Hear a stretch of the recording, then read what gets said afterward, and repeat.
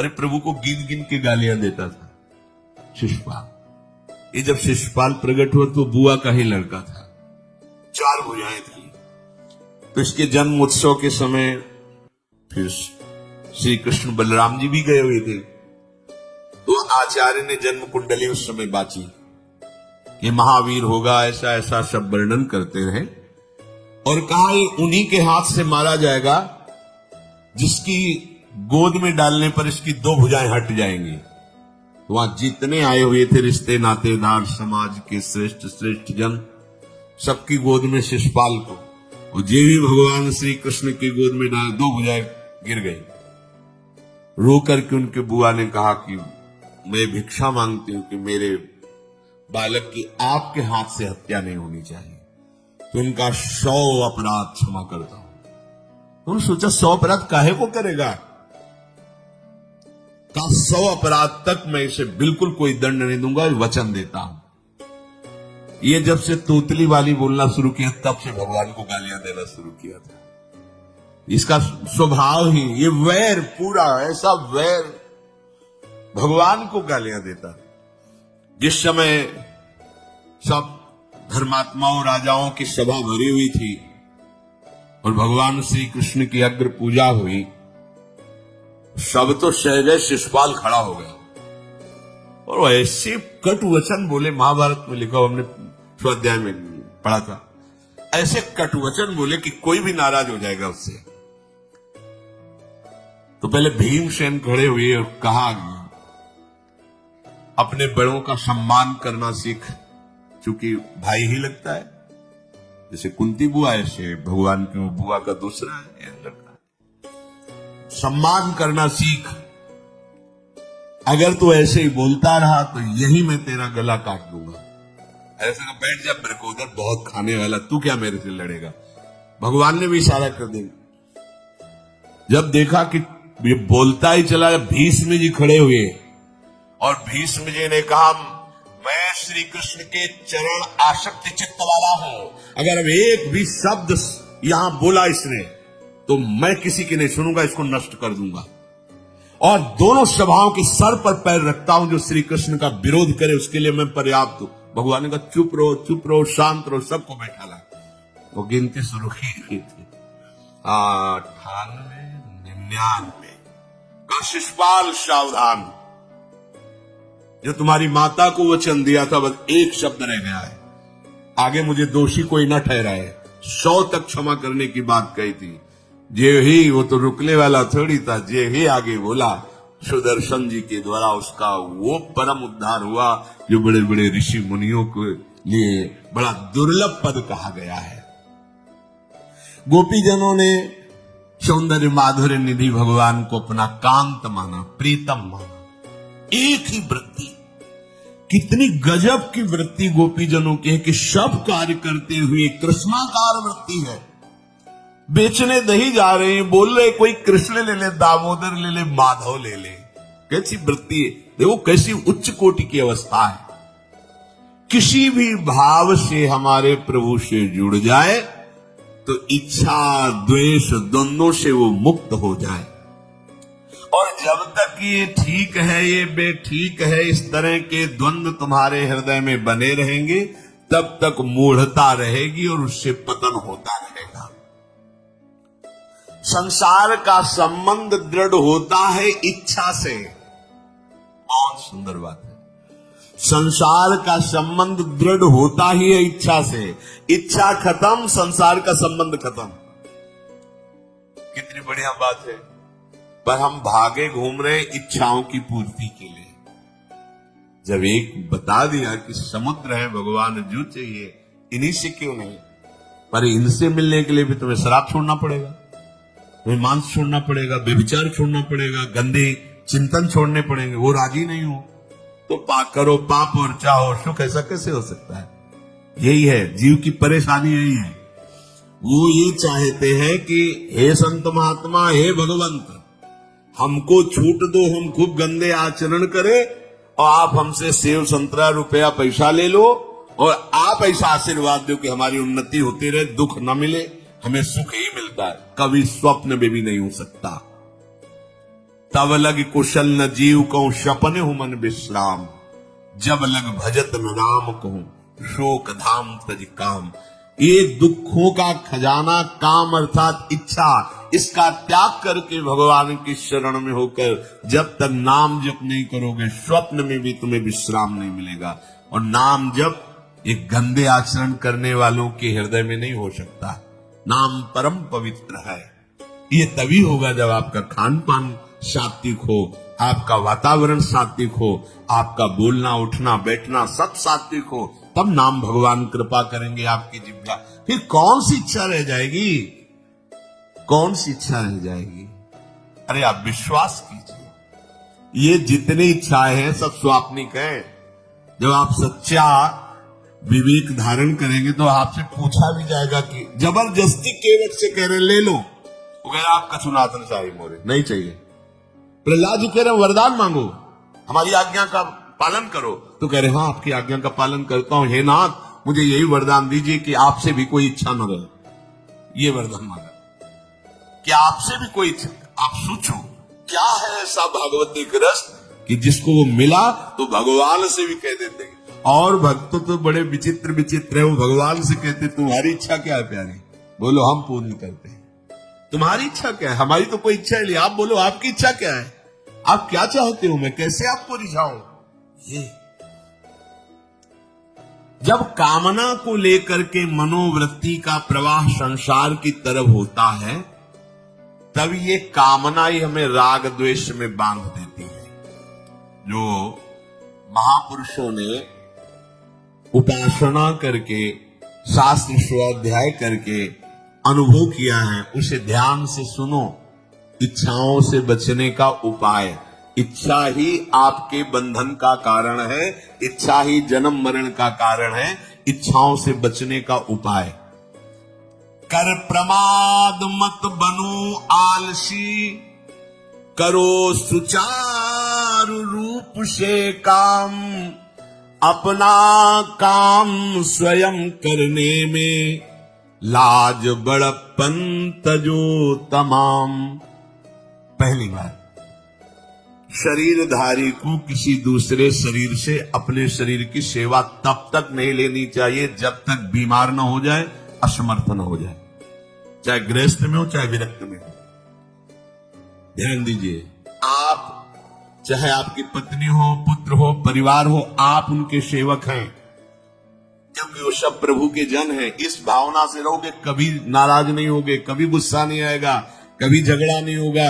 अगर आप अपने को ये माने कि प्रभु मेरे इस रूप में आए हुए हैं, मुझे अपने कर्तव्य का पालन करना है, तो कहीं झगड़ा नहीं हो सकता। तुम जो कर रहे हो तुम्हारा कर्तव्य, हमारा कर्तव्य है कि हम पति पुत्र परिवार आदि जो भी है ये हमारे भगवान का स्वरूप है। मैं आप समझो वही भगवत साक्षात्कार, पर ऐसा कौन मानता है। अच्छा, साधु वेश में ये जरूर सावधानी रखनी चाहिए, ध्यान देकर सुनिए। जब तक आपका शरीर स्वस्थ है आप किसी से किसी भी प्रकार की सेवा स्वीकार न करें। भिक्षान्न के सिवा कोई भी सेवा स्वीकार न करें। अपने शरीर की सेवा तब तक करें जब तक आपका शरीर असमर्थ नहीं हो जाता। असमर्थ हो गए तो फिर हरि ही करें आकर स्वयं, या किसी को भेज दें, उनके बस की बात है। देखो माधवदास बाबा की लंगोटी स्वयं श्री ठाकुर जी महाराज धो रहे। तब तक हमने अपने बड़े संतों को देखा है बिल्कुल किसी भी तरह की कोई सेवा नहीं स्वीकार करते। अपनी दिनचर्या अपने हाथ से अपने शरीर की पूरी। आपको क्या हो गया है, आप भी वैसे ही चलो जैसे गुरुजन चले, भिक्षान्न के सिवा। आप अपनी किसी भी तरह की सेवा किसी से मत करवाइए। आप देखो इच्छाओं का दमन होना शुरू हो जाएगा, यहीं से इच्छाओं का दमन शुरू हो जाता है। आप सच्ची मानिए, ये जो आप शरीर सुख की आकांक्षा से दूसरे से सुख लेने की इच्छा करते हैं, यही तुम्हारे बंधन का कारण है, यही तुम्हारी दुर्गति, यही तुम्हारी कमजोरी है। जब तक शरीर स्वस्थ रहे किसी से किसी भी तरह की सेवा मत लो, और अधिक से अधिक सेवा करने का भाव रखो। सुधार, हमें सेवा करना है, सेवा लेना नहीं है। जब तक सेव्य का साक्षात्कार ना हो जाए या शरीर असमर्थ ना हो जाए तब तक ये नियम दृढ़ रखना चाहिए। गुरुजनों को भी देखा, श्री जी की सेवा कर दो, रसोई की से बाहर, शरीर सेवा में कभी भी नहीं। कभी धोखे से ऐसे वस्त्र आदि रह गए और महाराज जी हमको धो के जल्दी से फैला दिया तो भी डांट लगी, ऐसा क्यों किया? नहीं रखे थे महाराज जी ने, ऐसा कर नहीं, जब तक हम कहें नहीं तब तक नहीं। आज भी सरकार अपने ही हाथ से श्री जी को भोग लगा के ही, सब है पर वो अपने ही हाथ से 2 रोटी भोग बना के। देखो बुजुर्ग संतों को, बड़े महापुरुषों को हमने देखा है, अपने शरीर, जब तक शरीर में सामर्थ्य है तब तक, ये महापुरुषों का आदेश है, अपना काम स्वयं करने में लाज बड़प्पन तजो तमाम। अपना काम करने के लिए आप किसी को भी आदेश मत करें, किसी की भी सेवा स्वीकार न करें। हाँ, हमें भूख लगेगी तो रोटी मांग लेंगे जाकर के, क्या जरूरत है हमें किसी की सेवा स्वीकार करने की? मांगो, खाओ, खूब भजन करो, सत्संग करो, कम खर्चे वाला जीवन रखो। जरूरत क्या है?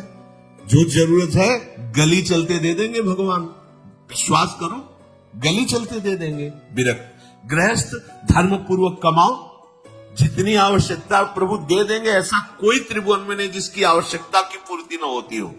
अनावश्यक तुम्हारी मांगे जो है वही तुम्हें दुख दे रही है। आवश्यक व्यवस्था सबको भगवान दिए हुई है, अनावश्यक मांग के लिए तुम्हें फिर फंसना होगा।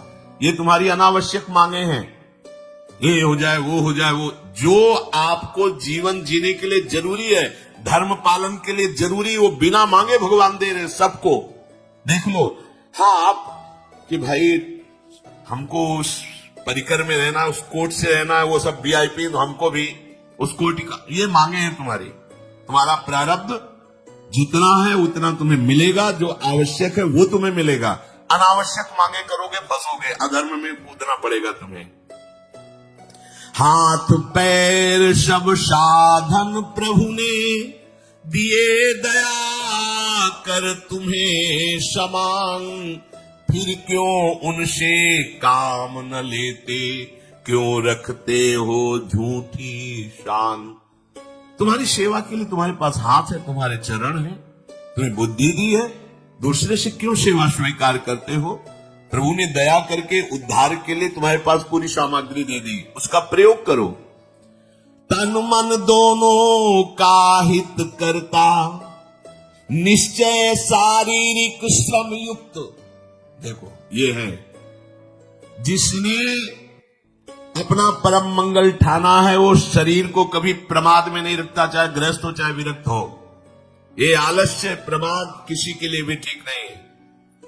नियत समय तक सो जाओ, इसके बाद खूब मेहनत करो, चाहे गृहस्थ हो चाहे विरक्त।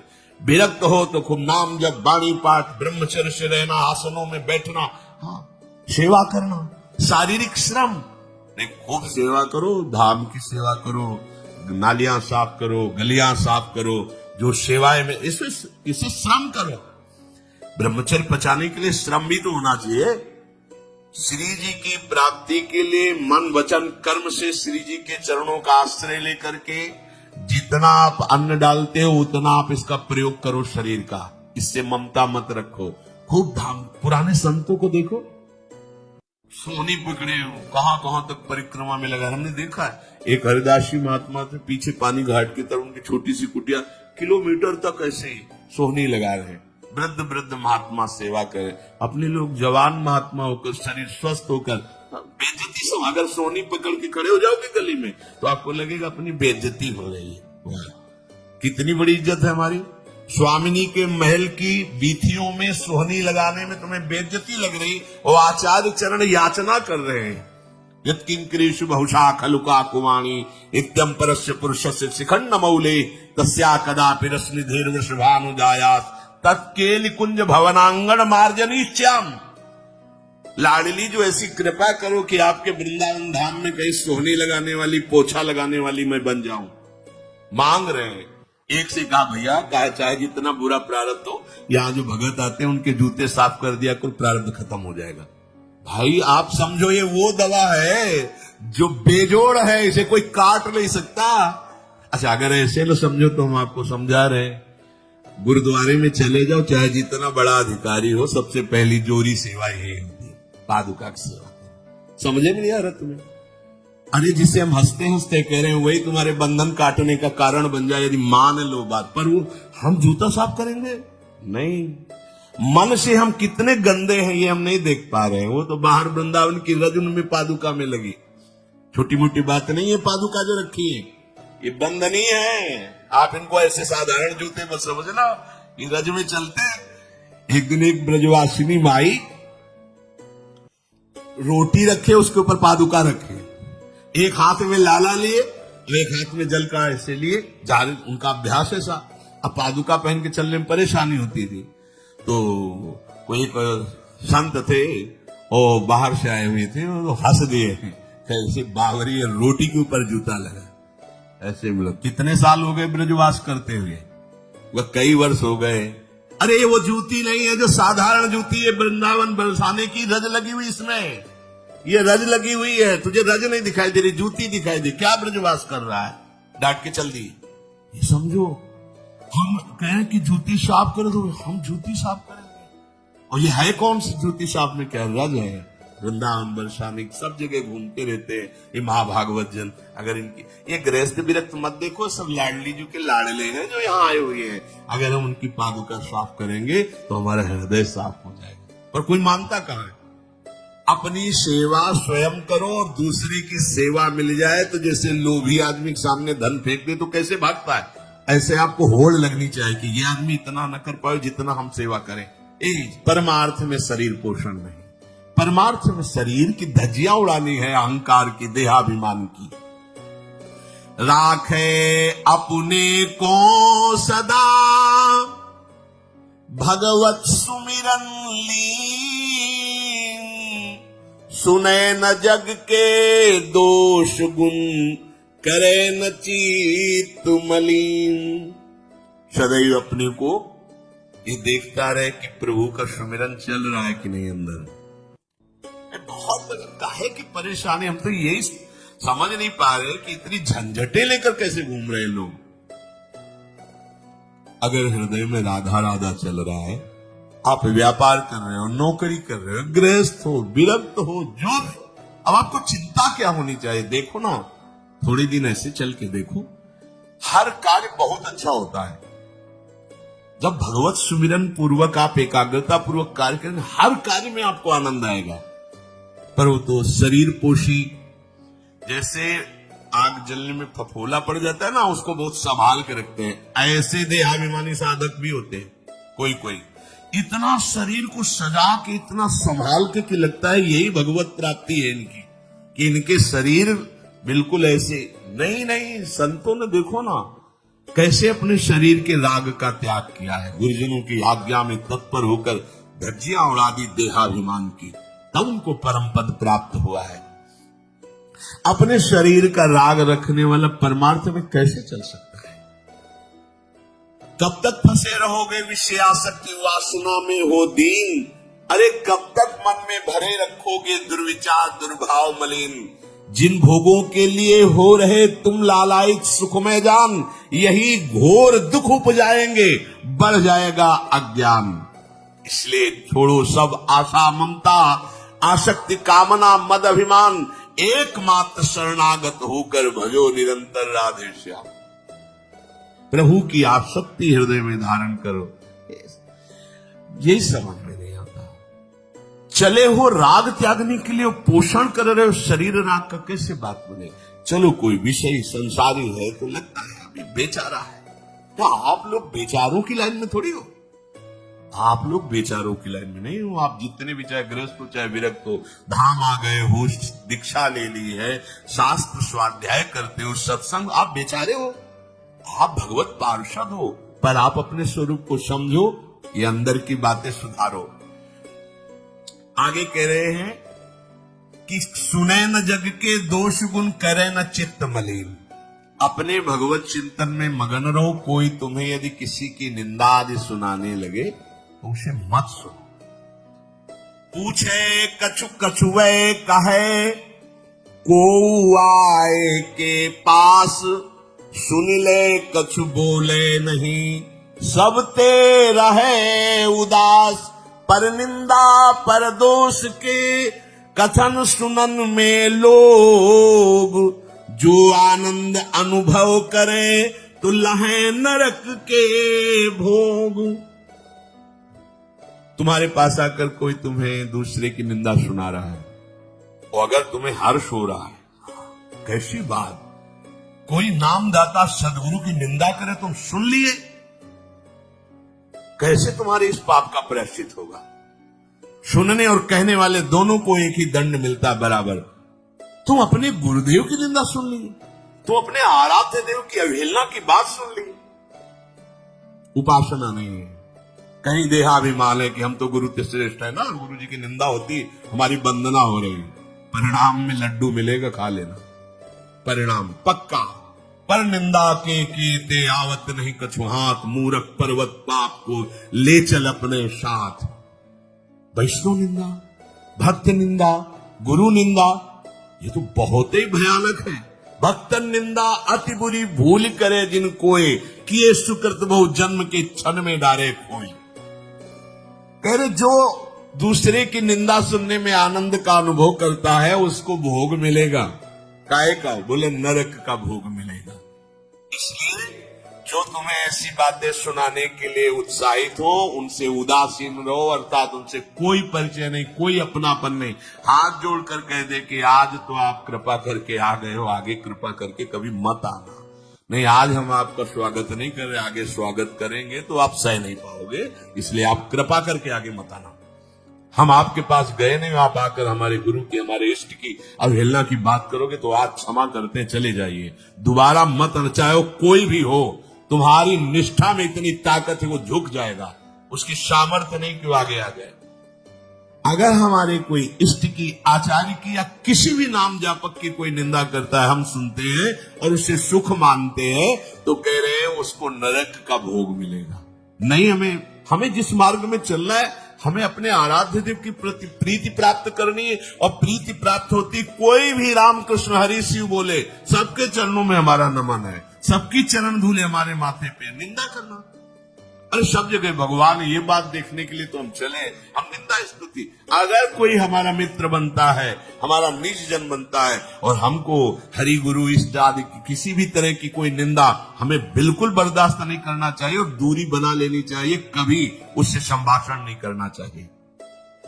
कहे न अपनी बात कछु, सुने न पर की बात, एक निष्ठ प्रभु में रहे, बस्यो सदा दिन रात। अपने हृदय की भक्ति की बात सहसा किसी से ना कहे और ना किसी की बात सुने, क्योंकि हमें अपनी आचार्य निष्ठा, गुरु निष्ठा से चलना है। आप अपनी निष्ठा से चल रहे हो, हमारे काम के है नहीं, क्योंकि अब हम बदलने वाले हैं नहीं। तुम्हारी निष्ठा से हमें कोई परिवर्तन होने वाला नहीं, और हम अपनी निष्ठा